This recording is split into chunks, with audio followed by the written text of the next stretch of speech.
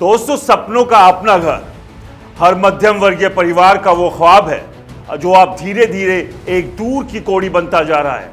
आसमान छूती इमारतों के बीच आम आदमी की जेब और घरों की कीमतों के बीच की खाई इतनी गहरी हो चुकी है कि अब इसे पाटना नामुमकिन सा लगता है। वेल्थ एडवाइजर फर्म फिनोलॉजी की ताजा रिपोर्ट ने इस सच्चाई को और नंगा कर दिया है। आंकड़े चीख चीख कर बता रहे हैं कि मध्यम वर्ग के लिए घर खरीदना अब एक सपना ही नहीं बल्कि एक असंभव चुनौती बन गया है।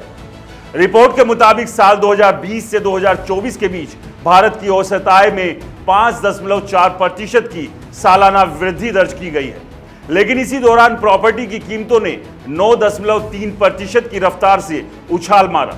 इसका मतलब साफ है, आपकी कमाई जितनी तेजी से बढ़ रही है उससे कहीं ज्यादा तेजी से घरों की कीमतें बढ़ रही है।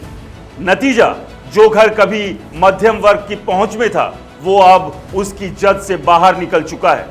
सस्ते घरों का हाल और भी बुरा है। साल 2022 में देश में 1 करोड़ रुपए से कम कीमत वाले 3.1 लाख किफायती घर उपलब्ध थे, लेकिन 2024 आते आते ये संख्या 36% घटकर महज 1.98 लाख रह गई।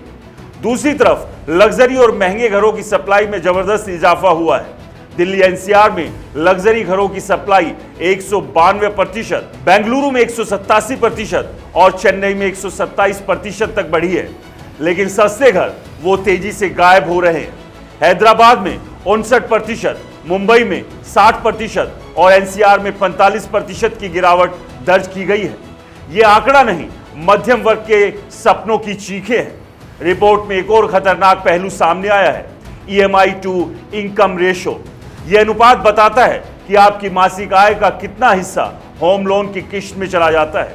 सामान्य तौर पर 50% से ज्यादा का अनुपात खतरनाक माना जाता है, लेकिन भारत में ये 61% तक पहुंच गया है, जो 2020 में 46% था। यानी आपकी आधी से ज्यादा कमाई सिर्फ लोन की किश्तें चुकाने में जा रही है। तो ऐसे में क्या बचेगा बच्चों की पढ़ाई के लिए, क्या बचेगा बुढ़ापे की बचत के लिए, क्या बचेगा जिंदगी जीने के लिए? इसके पीछे कई कारण हैं।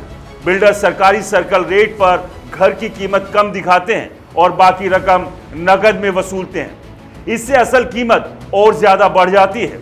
साथ ही शहरों में फ्लोर स्पेस इंडेक्स यानी एफएसआई के सख्त नियमों ने नए घरों की सप्लाई को सीमित कर दिया है। नतीजा, जो घर बन रहे हैं वो या तो अमीरों की जागीर है या फिर मध्यम वर्ग की पहुंच से कोसों दूर। रिपोर्ट में प्राइस टू इनकम रेशो की बात सबसे ज्यादा परेशान करती है। यह अनुपात बताता है कि एक घर खरीदने के लिए आपको अपने कितने साल की पूरी कमाई खर्च करनी होगी। सामान्य तौर पर 5 साल की कमाई को आदर्श माना जाता है, लेकिन भारत में औसतन 11 साल है और मुंबई, वहां तो हालत और भी बदतर है, 14.3 साल। यानी अगर आप मुंबई में रहते हैं तो एक औसत घर खरीदने के लिए आपको अपनी पूरी जिंदगी की कमाई का 1.5 दशक खाली करना होगा। दिल्ली भी इस दौड़ में पीछे नहीं है, 10.1% साल। ये आंकड़े सिर्फ आंकड़े नहीं, ये उस सच्चाई की तस्वीर है जहां मध्यम वर्ग की मेहनत और सपने बाजार की मार के सामने बेबस हो रहे हैं। सवाल ये है, आखिर ये घर किसके लिए बन रहे हैं? क्या सिर्फ अमीरों के लिए? क्या मध्यम वर्ग का सपना अब सिर्फ सपना बनकर रह जाएगा?